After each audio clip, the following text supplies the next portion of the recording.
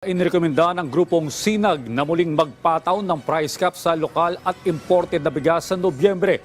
Ayon kasi sa Sinag, nagsisimula na namang manipulahin ng mga trader ang presyo ng bigas ngayong patapos na ang anihan. Si Clazel Pardilla sa sentro ng Balita Live.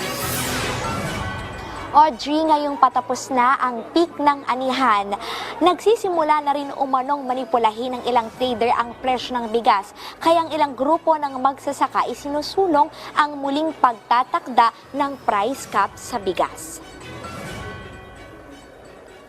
Nanawagan ng Samahang Industriya ng Agrikultura na muling magpataw ng price cap sa presyo ng well mill rice pagdating ng Nobyembre. 45 pesos ang inirekomendang price cap para sa lokal at imported na bigas. Ayon sa Sinag, karamihan sa mga palay ay nabili sa halagang 23 hanggang 25 pesos per kilo. Pero ngayong patapos ng anihan, ilang traders umano ang sinasadyang bumili ng mas mataas na halaga para magdulot ng artipisyal na pagtaas sa presyo ng bigas sa merkado. Kung biglang bumili ng mas mataas, so nakikita natin na may nag-manipulate ng presyo. Irarason ng mga traders, pumili kami ng 28. Kaya dapat yung delivery pataas na. Pero bumili naman sila ng 25 pesos nung mga peak ng harvest. Mag-price cap ulit sa 45 para bumalik sa 25 pesos, yung 23 to 25 ang pagbili ng palay.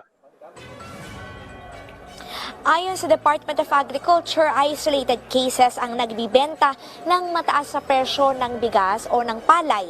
Pero titingnan ito ng ahensya, pag-aaralan ang paglalagay ng price cap, pero hindi pa ito nakikita ng DA na kailangan ipatupad. Narito ang pahayag ni Yusek Mercedita Zumbilya ng DA. Mas marami yung mababa. So isolated cases lang siguro yung mga matataas na farm gate. But we will see that in the next couple of weeks. The price cap should really be a short-term one. I don't think we will resort into that. We'll have to study, how there are probably other measures that we can already do. Naniniwala ang DA na bababa pa ang presyo ng bigas ngayong anihan. Muli kasing binuksan ng India ang pagbibenta ng non-basmati rice sa labas ng bansa.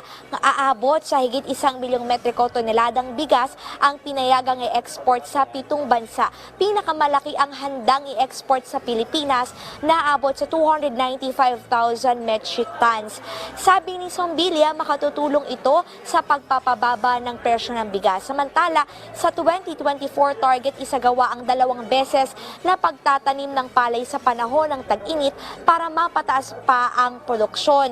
Habang para makabili naman ng palay ang National Food Authority sa mga lokal na magsasaka na ginagawang buffer stock tuwing may kalamidad ay magsasagawa ng contract growing ang DA at NFA sa pagitan ng mga magsasaka ngayong parating na dry season. Ang ibig sabihin niyan, Audrey, ay itatanim yung mga palay kokontratahin na bilhin ng NFA bago pa ito anihin. Tutulungan ng DA ang mga magsasaka na lalahok sa contract growing sa pamamagitan, Audrey, ng pamimigay ng libreng binhi, abono at iba pang mga ayuda. Audrey? Okay, Clay, mukhang ayaw talagang tumigil nito mga abusadong traders. Pero batay sa sinabi ng Sinag, Clay, paano ba nila nalaman na merong manipulation na naman sa presyo ng bigas itong mga traders na ito?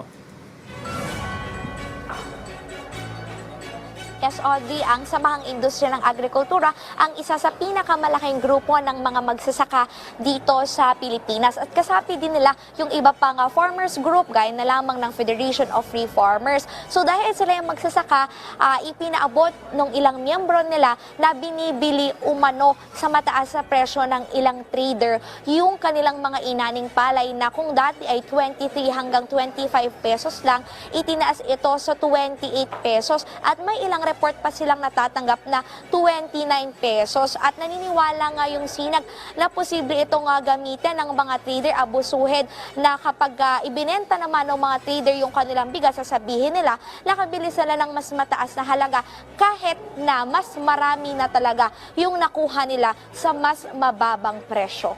Audrey? Okay, Clazel, para hindi mapagsamantalahan yung ating mga kababayang magsasaka, ito ba'y na-report na ng SINAG sa Department of Agriculture para gawa ng agarang investigasyon?